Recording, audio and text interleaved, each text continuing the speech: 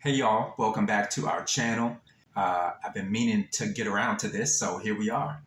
We have coffee confessions, we have help me hot chocolate, and we have tea time testimonies. Today is a coffee confession. So grab your cup, scoot on up, take a sip, and let's take a trip. Today, I want to talk about how I lost my job as a journalist. So everything that I tell y'all today, I just want to start off with a disclaimer that these are my opinions. It's only based on my personal experience, and I will not go into details about the name of the company.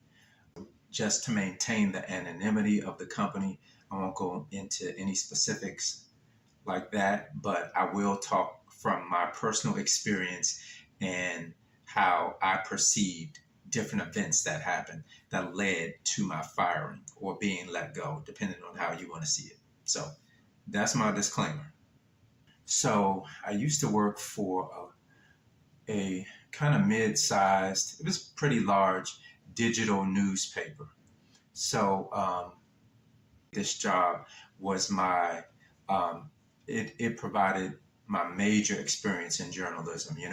I covered, some red carpet events, like you might see one of my videos where you see some pictures flashing. I covered some red carpet stuff and entertainment. It was really a good experience up until a certain thing happened. I broke some news, really, or exposed some things that I didn't even know I was doing at the time. And it turned out to be a real scandal in the making. So the way my job worked is that sometimes I would go cover local events if they happen in a certain region where I worked at. But most of the time we did phone interviews. And I also did book reviews, but we did phone interviews. And so I had interviewed a particular person who was a dignitary. The entire conversation, we prefaced it from the start, was that the conversation was on the record. And, everybody pretty much knows what on the record means. Is that it's fair game to be printed and shared. So we started talking and we had a good conversation, very comfortable, asked a lot of specific questions and things like that. We, ran through all the events that the organization was sponsoring and a part of and for the community and different things like that. Very, very nice things up on the, very, very nice endeavors. And during the interview, which was taped, they used a term. I won't use the exact term because I don't want to be too specific. It was a 2-word term. I had never heard that term before, so I wasn't familiar exactly with specifically what he meant, but the context of it didn't insinuate that there was wrongdoing, but it turns out that things weren't what they appeared to be. After I had the interview, you have a couple days to write it up, So I usually go back through I take notes by hand, and then I also, use my recorder. And so, it takes a couple days for me to go through my notes and compose the article, what the viewpoint is of the article and different things like that, get my references and stuff like that. So I had written the article out. I thought I did an excellent job on it. And let me just tell you before we get into that my work at this company up until this point was highly praised. And I'm not saying that to toot my own horn. I'm just saying that to give you some context. I had so many personal messages and emails about how I did a great job, how my articles were getting tons of hits. I've had interviewees that I had that I had worked with, and they were saying how wonderful the article was. They disseminated it throughout the organization. It got so many shares, so many likes. My work appeared on a major network, a major TV network, and not on the news, but on their website where you can go for the news. It was a major TV network, news network, and that this particular paper funneled their work through. And so I got lots of compliments. My work was great. That was what I was told. Okay. So when this article was completed, I filed it, which is what is a term we use. Once you complete your work, you file it in the system. And I didn't hear anything for a while. And I kind of started wondering what was up. So after I filed the article, and it was just sitting, I saw it sitting in the queue, and it wasn't, we have a queue where all of our work goes in the particular system that we use. And it was just sitting there. So I was like, okay, so what's going on with this? So I started inquiring to the upper management, to say, when is this going to be published? Do you have an idea? Is it still being edited or whatever? And so I kind of started getting a runaround, real undefined, unclear answers. So that went on for about, I would say, a week, and then it kind of went into a second week, and I was like, okay, so what's going on? So then one of the higher level managers, aside from the managing editor, a higher level manager came into the office. And so I'm like, okay, what's going on with this? So I said, well, nobody here is giving me answers. Let me ask him or her. So I made an inquiry with that person, and they said, oh, yeah, we're looking at it. It's going to be published soon. So I said, oh, okay, all right, cool. I'll just keep waiting. Y'all know that article never got published. It never saw the light of day. Well, I'll just say this. If that article had been published the way the person said it, there would have been a lot of blowback from a lot of organizations, and a lot of people would have been in hot water answering a lot of questions. The tone around the workplace started changing for me. I started to get different messages and emails about, in this particular article you wrote, when I was editing it, I had to change that because I didn't think that was right. And then, we changed that because this wasn't right. And, I think we needed to do this way because the angle should have been this. And then, so all of a sudden, my work, which had before required very little editing, and it said, you're a wonderful storyteller. We like how you put the story together. And, you're very thoughtful in the way you construct your articles. I mean, these are words that they said. So now all of a sudden things are off and things aren't right. And I'm getting little emails and messages. And I knew something was weird, but it was only in retrospect that I put the picture together. They started creating a paper trail that I, later, put two and two together and realized they started to create a paper trail, which ultimately led to letting me go. And, up until that point, my work was great. But after that article happened, and it really didn't happen, according to them, things just, weren't the way they should be.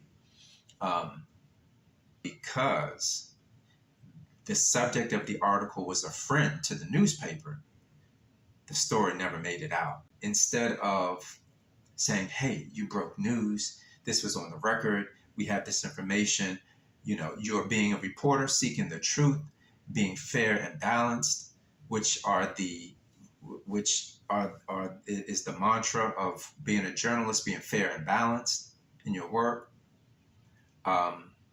Instead of being lauded and praised for that, or, commended, I was kind of tucked into the corner and then let go. So because the subject of this article was a friend to the company, I got sacked. And it was only like months, afterward that I started to put two and two together. And I said, okay, this happened. And they said that. So now comes the day when I'm being let go. And up to this point, I have already felt that things had shifted, in the tone that, I was being dealt with in the company. And, the little emails and little messages, oh, you need to do that. You did do that, whatever. And I never got that before. My writing was stellar. I was a wordsmith. I was this and that, everything. So, the tone shifted, and then I got called back to the office of the managing editor. And I knew what it was. Got one of those messages. can you come to my office? And I was like, yeah, okay. Something ain't right. And you have that feeling, So I went in there, and when I went in there, human resources was in there. So I just knew. I said, yeah, okay, this is it. And you know what? Honestly, up to that point, I said, Lord, I really don't want to be at this company, because I started to see some of the ways that some of their political viewpoints were not aligning with what I believed. And, you know, that's fine, but I don't have to stay there. I don't have to be a part of it.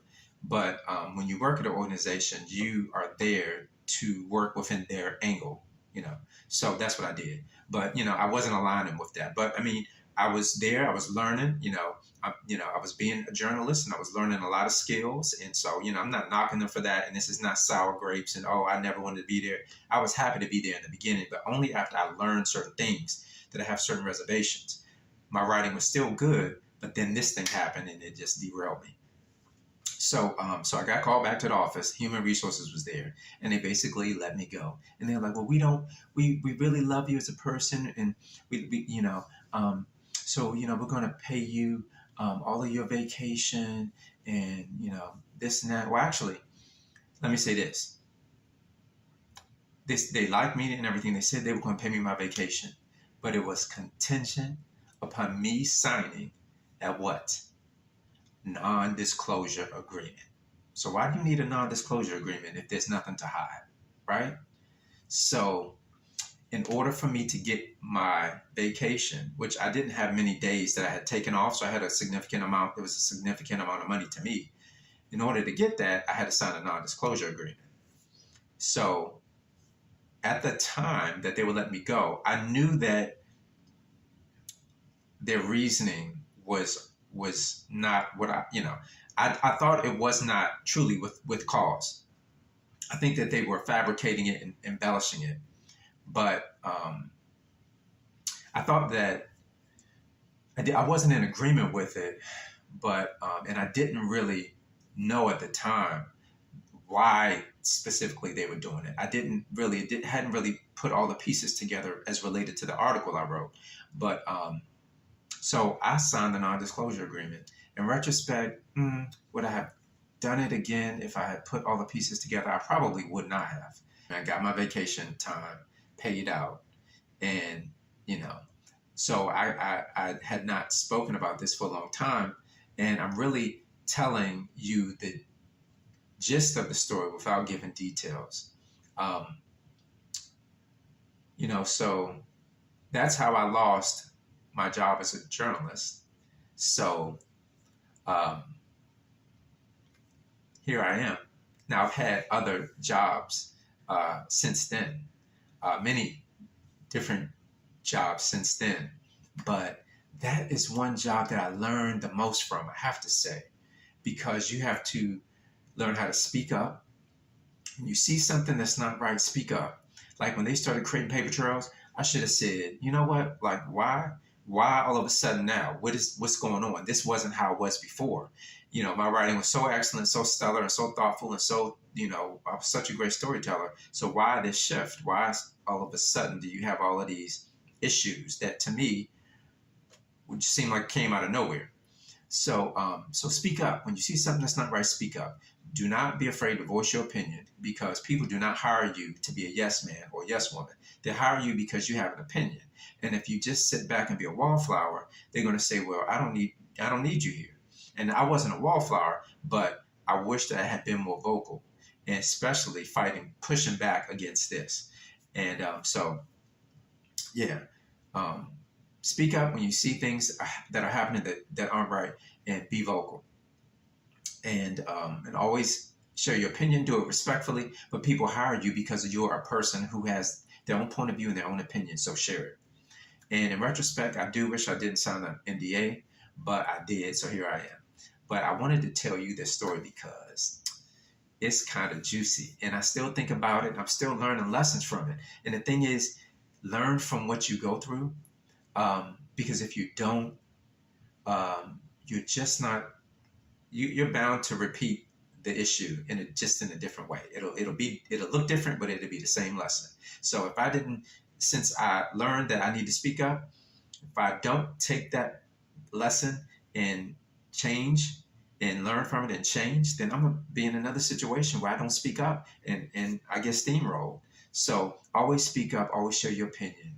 And as far as signing that NDA, I kind of wish I didn't do it, but I didn't know better then.